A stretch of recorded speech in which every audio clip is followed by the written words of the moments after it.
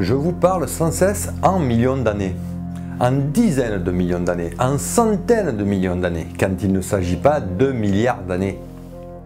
Pour vous comme pour moi, c'est difficilement quantifiable, voire même impossible d'appréhender une telle échelle de temps. Rendez-vous compte, notre calendrier est basé sur 2000 ans, ce qui correspond à environ une petite centaine de générations, si l'on part du principe qu'une génération dure 20 ans. Quoi qu'il en soit, à notre échelle, c'est déjà une période assez longue. Mais bien que déjà compliquée, nous sommes encore dans le domaine de l'histoire, de l'archéologie. Mais bon, ça va encore vu que nous bénéficions d'un bon enseignement en matière de culture générale. Et si vous avez bien suivi vos cours d'histoire, cela reste à la portée de votre compréhension. Mais il suffit de multiplier ce chiffre par 100 par exemple, ça nous donne 10 000 générations. Et là, autant dire que ça nous terminait pour la compréhension. Cependant, soyez rassurés, c'est tout à fait normal. Car en gros, 200 000 ans, c'est l'aube d'Homo sapiens, notre espèce. Aussi, j'aime autant vous dire que bien que déjà incommensurable pour le commun des mortels, ce chiffre est pour ainsi dire nada, nothing, que dalle en termes de géologie ou de paléontologie. Pour les scientifiques, paléontologues ou autres géologues, l'unité de mesure c'est le million d'années, 5 fois 200 000 ans, et encore. Bonjour à toutes et à tous, dans cet épisode je vais essayer, tenter, m'efforcer de nous faire prendre conscience de la durée de la vie sur Terre. Je compte sur vous pour me faire savoir dans les commentaires si ce petit exercice s'avère positif. Allez!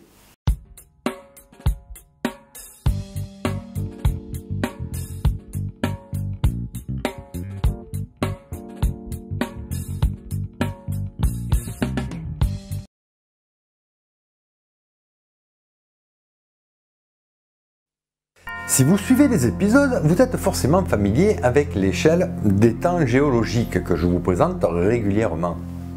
Sauf que pour des raisons de visibilité, à l'écran je vous affiche que l'éon phanérozoïque. Autrement dit, que les derniers 540 millions d'années.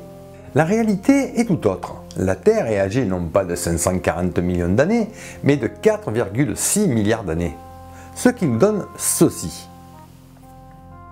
Voilà, maintenant vous comprenez la raison pour laquelle je ne l'affiche pas entièrement. On ne voit absolument rien. Et par ailleurs, 540 millions d'années, c'est ce qui correspond à l'émergence des organismes à coquilles et à squelettes, donc de la fossilisation en masse. Bref, pour faire simple, on va dire que tout a commencé ici, lors de la fameuse explosion cambrienne. Je vois d'ici ceux qui sont en train de se rebeller au fond là-bas. Et la faune des Diacara.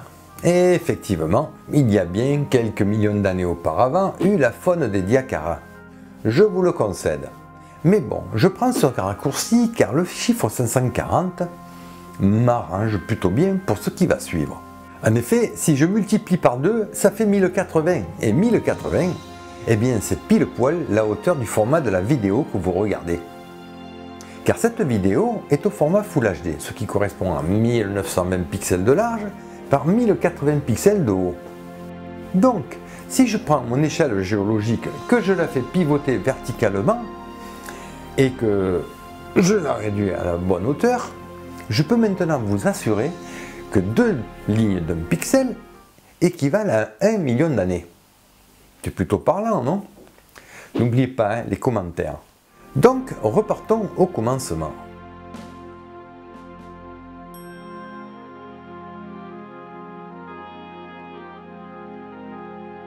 C'est le début de l'ère paléozoïque. Elle débute avec la période du Cambrien. Nous sommes à la ligne 1080. Il y a environ 540 millions d'années. La Terre est alors une planète océan parsemée de quelques immenses continents formant un méga archipel perdu dans l'immense océan Pantalassa. Des supercontinents totalement désertiques battus par les vents. Toutefois, au cœur de l'archipel, dans les hauts fonds de l'océan Iapetus, la vie animale connaît un essor sans précédent. C'est l'explosion cambrienne. Les fonds marins pullulent d'animaux, des animaux tout aussi étranges les uns que les autres. Mais certains d'entre eux laissent déjà entrevoir les morphologies qui nous semble familière. Quelques millions d'années passent, nous entrons à l'Ordovicien, la période qui va connaître la première des grandes extinctions. Une extinction qui, estime-t-on, emportera 70% des espèces. Nous voilà donc à la ligne 970, c'était environ 485 millions d'années. Les terres émergées sont toujours aussi désertiques. Cependant, érodées par les vents, les poussières de roches commencent à former les premiers sols autour des rivières et au fond des points d'eau. Dans les océans du globe, la vie marine a évolué, s'est diversifiée. Dans la colonne d'eau, des mollusques carnivores surplombent les fonds marins où grouillent les premiers arthropodes. À leur côté, les premiers vertébrés marins sont apparus. Cependant, dépourvus de mâchoires et de nageoires, ils sont encore cantonnés au plancher océanique. Le temps passe et l'extinction, due à un hypothétique sursaut gamma venu du fin fond de l'espace, est maintenant derrière nous.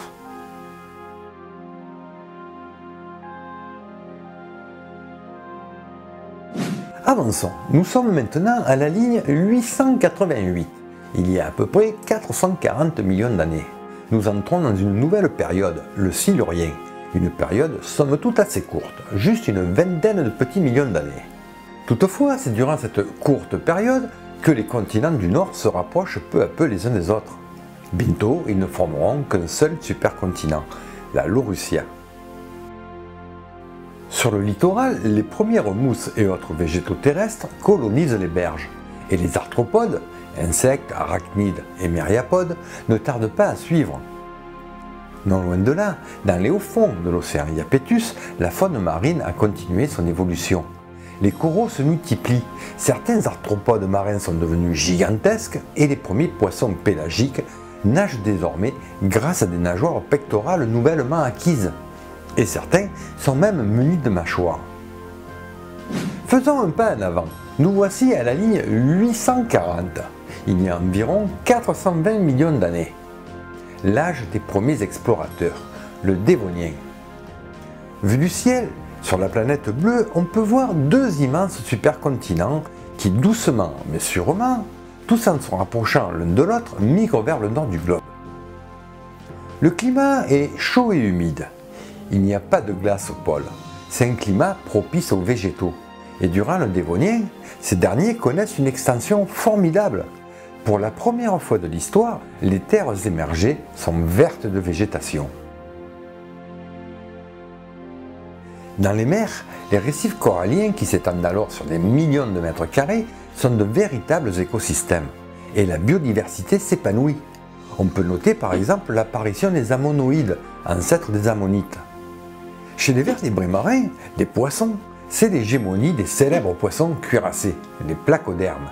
Mais c'est surtout une époque charnière, car outre l'apparition récente des requins primitifs, les chondrichthyens, c'est l'époque où ils se diversifient. Apparaissent alors les poissons à nageoires rayonnées. Autrement dit, les poissons que nous connaissons, les poissons que nous pêchons et que nous mangeons, les poissons à arêtes, et qui constituent encore aujourd'hui 50% des espèces de vertébrés de la planète. Et surtout, apparaissent les poissons à nageoires charnues, les sarcoptérygiens. Poissons qui, outre les branchies, possèdent désormais des poumons. Vous voyez où je veux en venir? Effectivement, c'est cela qui va leur permettre au fil de leur évolution de respirer hors de l'eau et d'aller explorer de temps à autre, la terre ferme. Terre ferme où les insectes prolifèrent, une sacrée manne de nourriture. Mais, car il y a un mais, voilà que 80 millions d'années ont passé sans crise majeure. Alors, à l'image d'un bon film catastrophe, voilà que s'abat sur la planète la deuxième extinction de masse. Sans entrer dans le détail, cette fois-ci, il s'agirait de la catastrophe, soit d'origine volcanique, et se soit étalée sur plusieurs millions d'années. Quoi qu'il en soit, on estime que cette extinction a emporté entre 50 et 70% des espèces marines et terrestres confondues. Ce qui nous amène au Carbonifère, l'ère des insectes. Nous voilà donc à la ligne 720, il y a environ 360 millions d'années.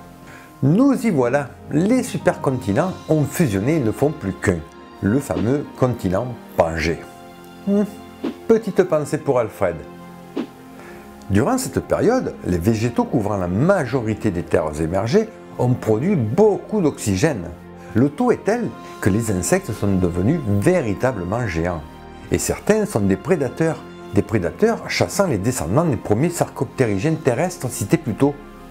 En effet, les poissons à nageoires charnues qui s'étaient aventurés autrefois hors de l'eau sont devenus avec le temps des tétrapodes, dont les amphibiens qui, bien qu'en partie terrestres, restent dépendants de l'eau pour procréer et pondre leurs œufs. Néanmoins, au cours du Carbonifère, certains animaux amphibiens vont s'affranchir définitivement de l'élément liquide, devenir totalement terrestres, car désormais, leurs œufs possèdent une coquille protégeant leur progéniture des éléments extérieurs. Ils sont devenus des amniotes. Les amniotes, qui grâce à cette nouvelle compétence, vont rapidement se répandre sur le continent et connaître une grande diversification. Pendant ce temps, dans les mers, la biodiversité continue son évolution et les protagonistes de la chaîne alimentaire ont changé. Les poissons cuirassés se sont éteints. Les rois des mers sont maintenant les poissons cartilagineux, les chondrichthiens. Chondrichthiens, ancêtres de nos requins, et qui se nourrissent de poissons. Et ils sont nombreux les poissons, car durant cette période, la diversité des poissons à nageoires rayonnées s'accroît grandement. De nouveau, faisons un pas en avant. Nous voici au Permien, à la ligne 600, ce qui correspond à environ 300 millions d'années. Le Permien, une période bien connue par l'ampleur de cette catastrophe sans pareil qui marquera sa fin. Géologiquement parlant, le supercontinent Pangée est toujours en cours de transformation. Et au cœur du jeune continent, un nouvel océan voit le jour, l'océan Thétis. Si cela vous intéresse, je vous propose cette petite série dédiée à l'océan. L'évolution suit son cours. Si le Dévonien fut une époque charnière pour les poissons, le Permien en est une pour les amniotes. En effet, c'est au Permien que les sauropsides et les synapsides vont se diversifier.